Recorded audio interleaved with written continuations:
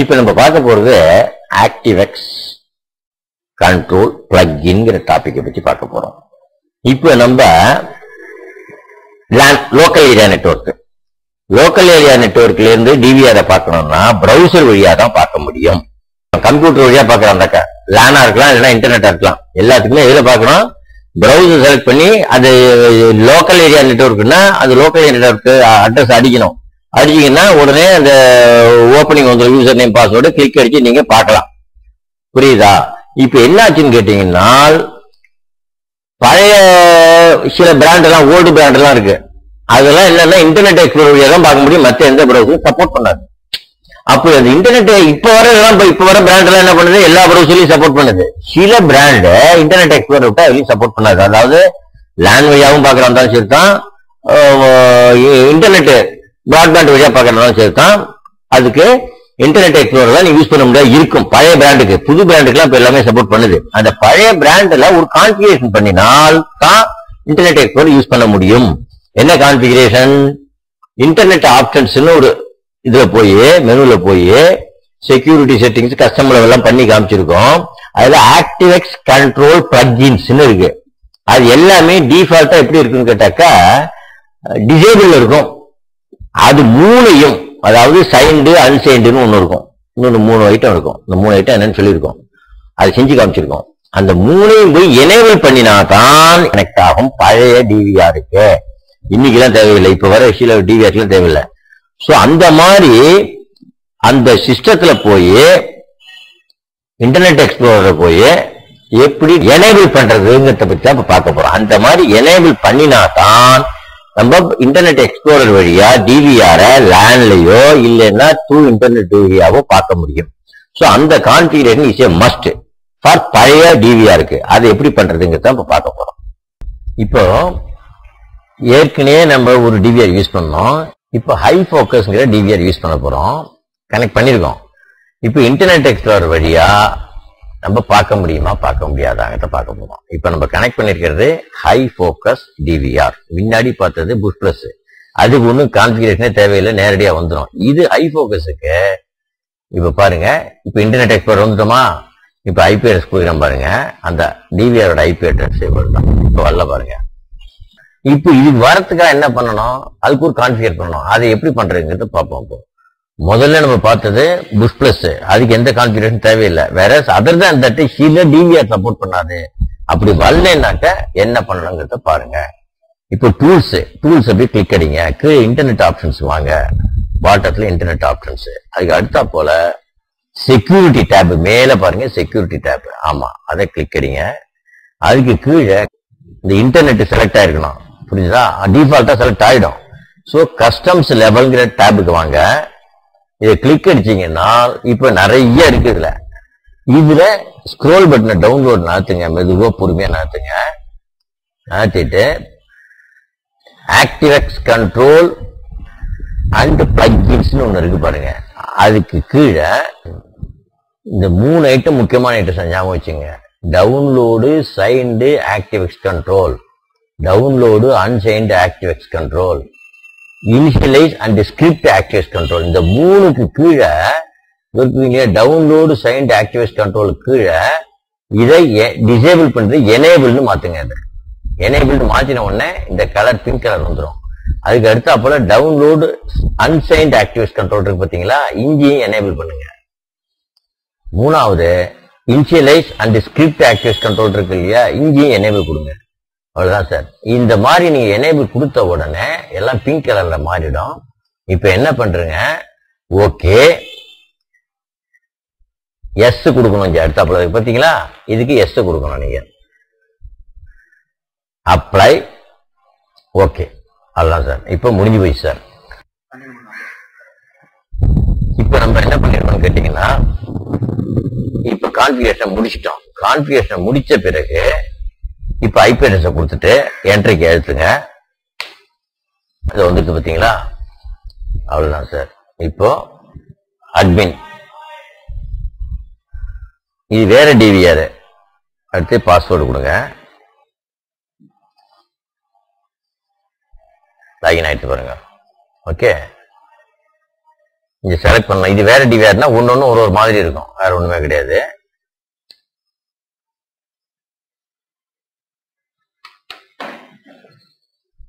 Okay, இப்போ இதே இப்போ கான்ஃபிகர் பண்ணீங்கன்னா இது வேற டிவிஆர், ஞாபகம் வச்சுங்க. ஸோ இந்த மாதிரி கான்ஃபிகர் பண்ணினா தான் பார்க்க முடியும், ஃபயர்பாக்ஸ்ல வராது. ஸோ சில டிவிஆர்லாம் இன்டர்நெட் எக்ஸ்ப்ளோரர்ல வரும், ஃபயர்பாக்ஸ்லயே வராது. இன்டர்நெட் எக்ஸ்ப்ளோரர் வந்து கான்ஃபிகர் பண்ணணும். ஓகே,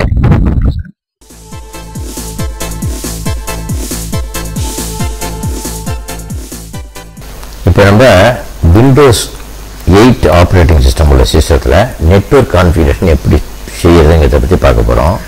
அதாவது சிஸ்டத்தில் ஐபி அட்ரஸ் அசைன் பண்ணணும். எல்லாம் ஒரே மாதிரியாக தான் இருக்கும், இருந்தாலும் இதுலேயும் பார்த்துக்கோங்க. இது டெஸ்க்டாப்பில் நெட்வொர்க் ஐக்கான் இருக்கு. விண்டோஸ் 8 டெஸ்க்டாப் இது. இந்த நெட்வொர்க் ஐக்கானை ரைட் கிளிக் பண்ணுங்க. ரைட் கிளிக்னா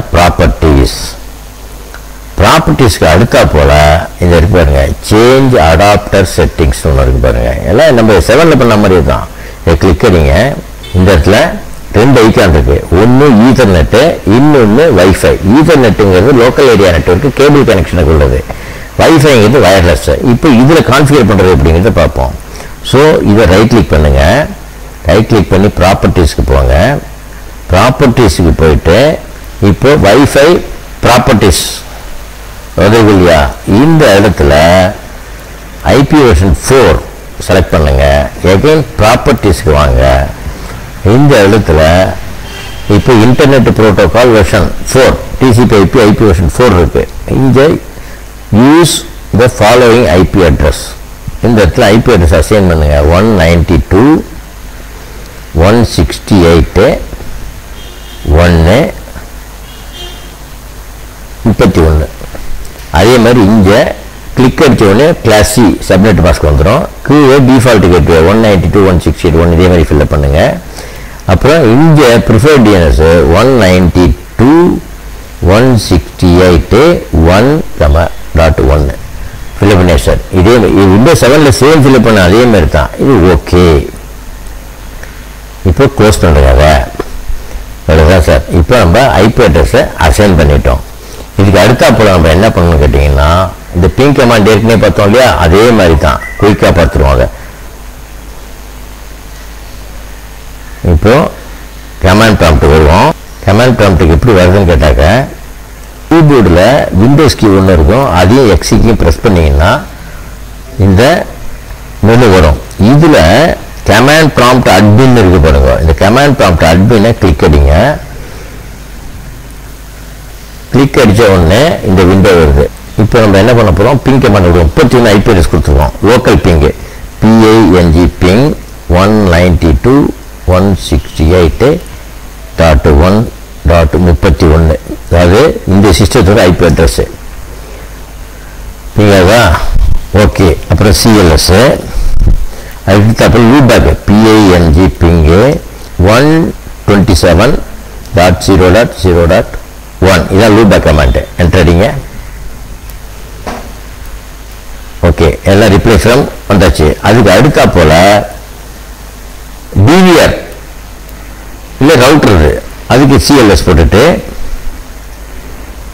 பிங் 192.168.1.1 இது நம்ம ரவுட்டரோட கனெக்ட் பண்ணிருக்கோம் இல்லையா, அதோட. இப்போ எல்லாமே நம்ம விண்டோஸ் 8ல் பண்ணுறோம். எல்லாத்துக்கும் ஒரே மாதிரி தான், உங்களுக்கு தெரியுங்கிறத தான் பண்ணுறேன். அடுத்து CLS, அடுத்து another computer IP address pink 192.168.1.1. இது வந்து நெட்வொர்க்கில் கனெக்ட் பண்ணிட்டு வேற ஒரு கம்ப்யூட்டர்.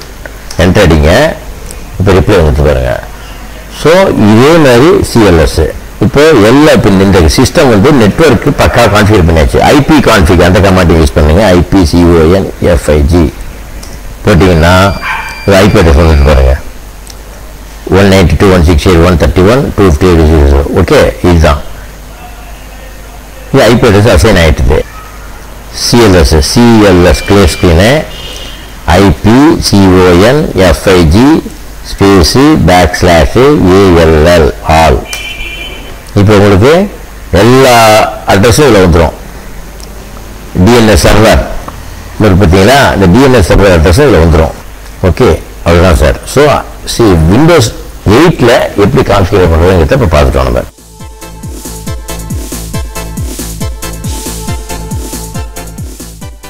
இப்ப பார்க்க போறது நம்ம போர்ட் ஃபார்வர்டிங் பேரு சார். போர்ட் ஃபார்வர்டிங்கிற கான்செப்ட் எதுக்காகன்னு கேட்டீங்கன்னா, நம்ம டிவிஆர 2 விதமா வெளி உலகத்திலிருந்து பார்க்க போறோம்.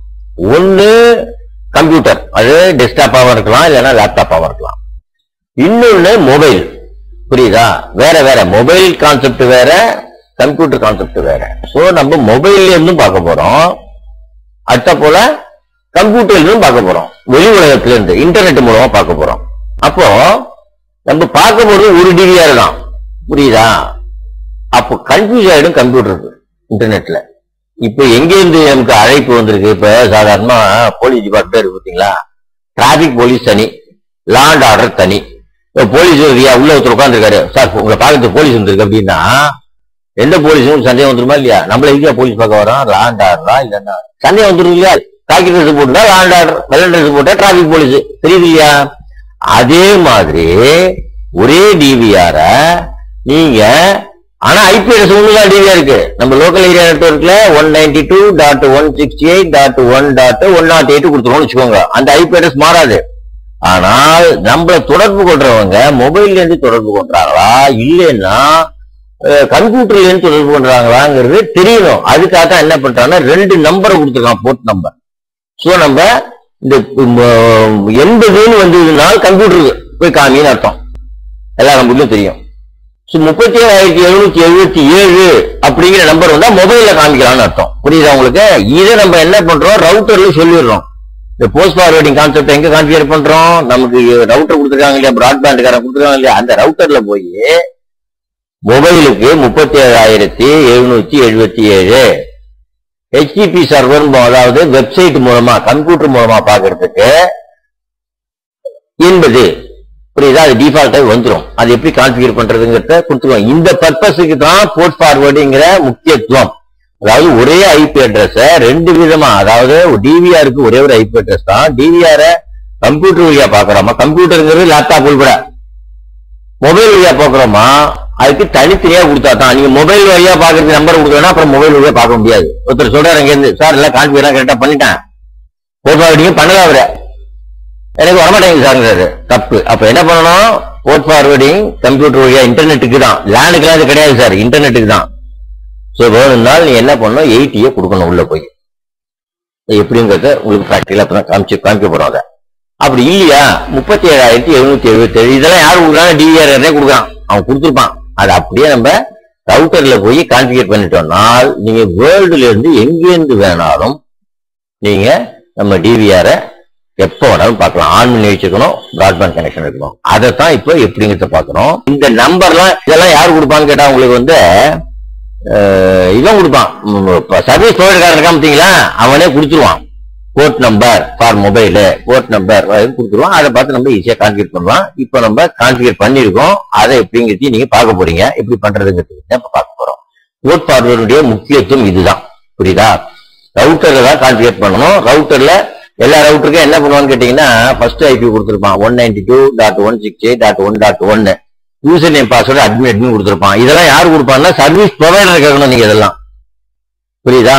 சில பேர் அக்கௌண்ட் நம்பர் கொடுப்பான் பாஸ்வேர்டா, சில பேர் முதல்ல அட்மின் கொடுப்பான், அப்புறம் நீங்க மாத்திக்கோமா. இதெல்லாம் உங்களுக்கு ரவுட்டர் சர்வீஸ் ப்ரொவைடர் கேட்டீங்கன்னா அவங்க இந்த விஷயத்தெல்லாம் சொல்லுவாங்க. பட் போஸ்ட் ஃபார்வர்டிங் நம்ம தான் பண்ணணும்.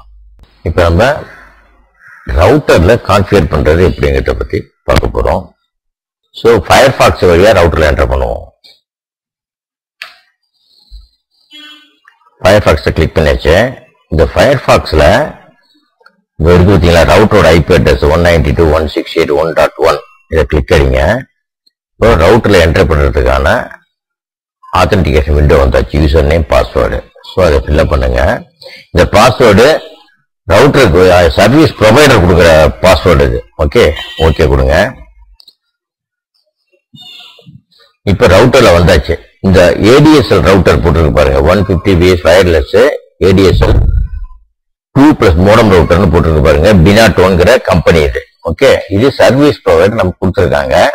இதுல ஐபி அட்ரஸ் போட்டுருக்கு பாருங்க, லேண்ட்ல ஐபி அட்ரஸ் இது சப்நெட் மாஸ்க்கு 192.168.1.1 சப்நெட் மாஸ்க்கு 255.255.258.0. அதுக்கு அடுத்தா போல வேன் இருக்கு பாருங்க. வேனை பொறுத்தவரையிலும் இதனுடைய ஐபி அட்ரஸ் இது டைனமிக் ஐபிம்பாங்க. ஒவ்வொரு தடவையும் ரவுட்டரை ஆஃப் பண்ணி ஆன் பண்ணும்போது இந்த ஐபி அட்ரஸ் மாறும். ஐபி அட்ரஸ் போட்டுருக்கீங்களா 182.65.123.214 இந்த ஐபி அட்ரஸ் ரவுட்டருக்கான IP address, dynamic IP address அப்பப்போ மாறும். ஓகே, இப்ப நம்ம என்ன பண்ண போறோம், அட்வான்ஸ் செட்டப் கிளிக் பண்ணுங்க. அடுத்தது அட்வான்ஸ் செட்டப். அட்வான்ஸ் செட்டப் வந்த உடனே நம்ம பண்ண வேண்டியது NAT, நெட்வொர்க் அட்ரஸ் டிரான்ஸ்லேஷன் பேரு. ஓகே, இந்த NAT கிளிக் பண்ணுங்க. NAT கிளிக் பண்ண பிறகு கீழே வர்ச்சுவல் சர்வர் கிளிக் பண்ணுங்க. வர்ச்சுவல் சர்வர்ல நம்ம ஐபி அட்ரஸ் இப்ப ஃபில்அப் பண்ண போறோம். போர்ட் ஃபார்வர்டிங்க ஒரு ஐபி அட்ரஸ், ஆனா போர்ட் நம்பர் 2 நம்பர் கொடுக்க போறோம். ஒன்னு மொபைலுக்கு, இன்னொன்னு கம்ப்யூட்டருக்கு. அது டெஸ்க்டாப்பா இருந்தாலும் இருக்கலாம், இல்லைன்னாக்கா லேப்டாப்பா இருந்தாலும் இருக்கலாம். ஸோ கம்ப்யூட்டருக்கு தனி நம்பர், போர்ட் நம்பர். அதே மாதிரி மொபைல் என்ன பாக்குறதுக்கு அதுக்கு ஒரு போர்ட் நம்பர்.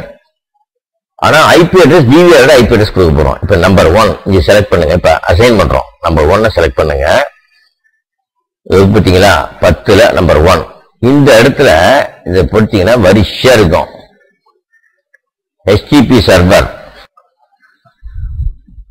செலக்ட் பண்ணுங்க. அடுத்தா போல புரோட்டோகால்ல 2 வகையான புரோட்டோகால் இருக்கு. TCP/IP இருக்கு, UDP இருக்கு. நம்ம ஆளு செலக்ட் பண்றோம், ரெண்டுக்குமே அப்ளிகபிள். இது செலக்ட் பண்ண உடனே ஆட்டோமேட்டிக்கா 80 வந்துடும். இப்போ டிவிஆரோட ஐபி அட்ரஸ் நீங்க கொடுக்கணும். 192.168.1.108 இது டிவிஆரோட ஐபி அட்ரஸ். இந்த போர்ட் நம்பர் வந்தாச்சு. இல்ல 4 போர்ட் நம்பர் இருக்கு பாருங்க. Starting port number, ending port number. இப்ப பண்ணிட்டு கீழே சேவ் கிளிக் பண்ணுங்க. ஓகே, ஓகே கிளிக் பண்ணுங்க. இதோ அசைன் ஆயிட்டு பாருங்க. HTTP சர்வர் இது டிவிஆருக்காக உள்ளது. 80.80.192.168 கொடுத்தாச்சு. இது டிவிஆரோட ஐபி அட்ரஸ். அடுத்தது இது கம்ப்யூட்டர் வழியா நம்ம டிவிஆரை பார்க்கறதுக்காக, அது டெஸ்க்டாப் இருக்கலாம், இல்லைனாக்க லேப்டாப் இருந்தாலும் இருக்கலாம். ஓகே, இது கம்ப்யூட்டராக உள்ளது. இன்டர்நெட் வழியாகவும் பார்க்கறதுக்காக லேன் வழியாகவும் பார்க்கலாம். அடுத்தாப்புல நம்ம கொடுக்க போறது ரெண்டாவது மொபைலுக்காக கொடுக்க போறோம். இதுல என்ன பண்றீங்க, பிளாங்க செலக்ட் பண்ணிட்டு HF MOB HF MOBனா ஹை போக்கஸ் மொபைல் அர்த்தம். அந்த ஹை போக்கஸ் டிவிடி மொபைல் வழியா பார்க்கறதுக்காக. இப்போ போர்ட் நம்பர் செலக்ட் பண்ணணும். போர்ட் நம்பர் இந்த போர்ட் நம்பர் அவனே கொடுத்திருப்பான் 37,777. இந்த நம்பர் யாரு கொடுத்தது, டிவிஆர் காரன் கொடுத்திருக்கான். அடுத்த போல எண்டு போர்ட் நம்பரும் அதே போர்ட் நம்பர் கொடுக்குறோம்.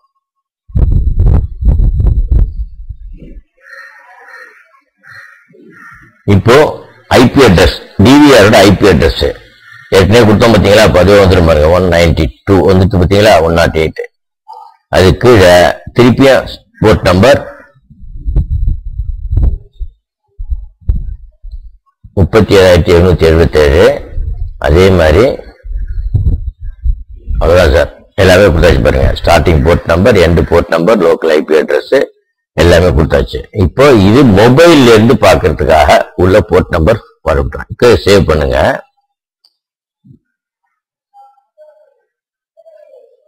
அவ்வளவுதான் சார். இப்ப பாத்தீங்கன்னா வந்துட்டு பாருங்க. மேலே HTTP சர்வர்ங்கிறது டிவிஆர டெஸ்க்டாப் வழியாகவும் லேப்டாப் வழியாகவும் பார்க்கறதுக்கு, அதாவது த்ரூ இன்டர்நெட் லேன் வழியா பார்க்கறதுக்கு. HF மொபைல்ங்கிறது MOBங்கிறது மொபைல், அதுக்கும் போர்ட் நம்பரை கொடுத்துட்டோம். ரெண்டுக்குமே ஐபி அட்ரஸ் என்ன கொடுத்துருக்கோம், காமனா கொடுத்துருக்கோம். HT high focus mobile. So HTTP சர்வர்ங்கிறது அதுல டிஃபால்ட்டா இருக்கு, நம்ம டைப் பண்றது இல்ல. HF மொபைல்ங்கிறது நம்ம டைப் பண்ணி கொடுக்கணும். புரியுதா?